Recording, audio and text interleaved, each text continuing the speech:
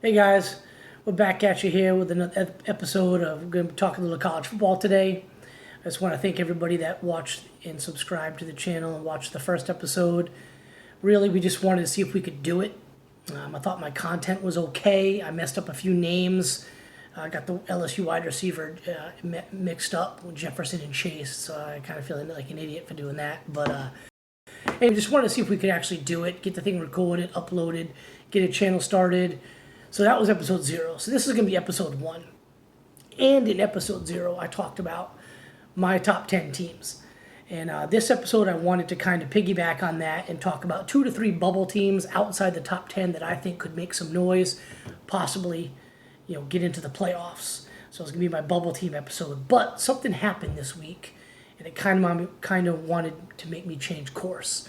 Jim Harbaugh was in the news again, for this time doing cartwheels in the commitment video of Jaden Hood, 4-star linebacker out of St. Thomas Aquinas in Florida. Did a cartwheel in the kids' recruitment video, as did a couple other Michigan coaches. I don't know what those Michigan coaches' names were. They did a cartwheel. Recruits probably thought it was cool. That young man thought it was great, obviously, to have his future coaches do cartwheels in his recruitment video. I'm not going to harp on him too much about that. Michigan's rival fans are going to do that enough. And does it really matter that rival fans are making fun of you? Well, not if you're winning.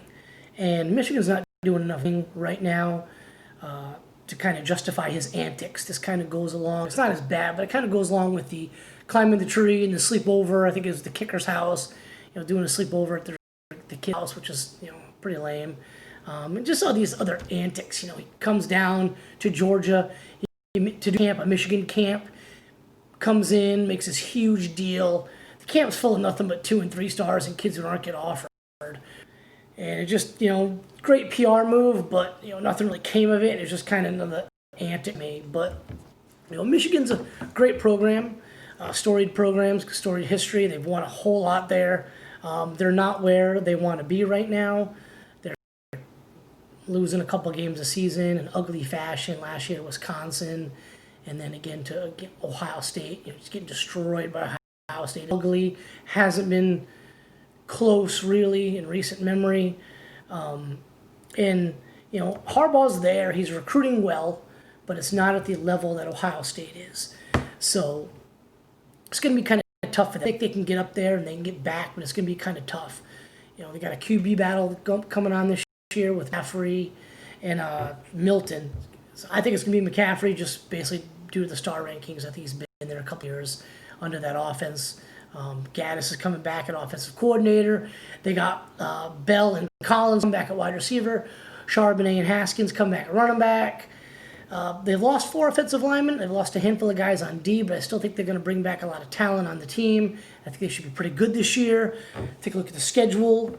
First game at Washington. I'm chalking that as up a win. First game for new head coach Jimmy Lake. No more Chris Peterson at Washington. So I think that's a win for Michigan. I think they're going to go to Washington, national television, win the game. Then they got Ball State. That's a win. Arkansas State, that's a win. Wisconsin, 4th game of the season.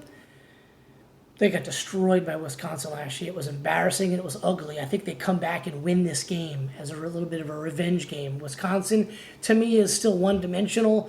They've got a good defense. They've always got a great offensive line. They always have great running backs. They got QBs that don't make tons of mistakes, but they're not going to win the game with their arm.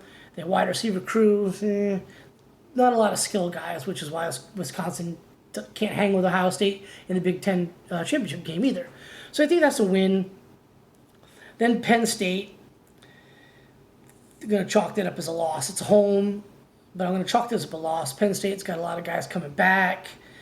They're returning the QB. I think Penn State's going to be pretty good this year, but that's a loss. Then they go to Michigan State. That's a win. Michigan State's going to get much better, in my opinion, in the coming seasons, but this year is going to be kind of a rocky season for them. They're losing a lot of guys in that great defense. Their offense was nothing last year. This is a win for Michigan. Minnesota, last year, in my opinion, Minnesota was kind of a Cinderella season, a great season for them. They beat Auburn, and I think it was the Outback Bowls. That was great because everybody hates Auburn. But to me, that was kind of a fluke. I think Michigan's going to take them, beat Minnesota. Then Purdue, Rondale Moore is awesome. hope he's healthy this year. He's so much fun to watch. But I think Michigan takes Purdue.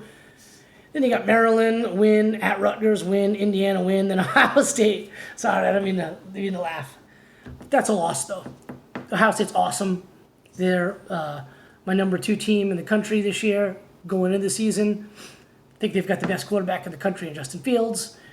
And they lost a boatload of guys to the NFL, but they just keep bringing in the recruits, just keep reloading. Ohio State's a loss. So I think they got them going 10-2.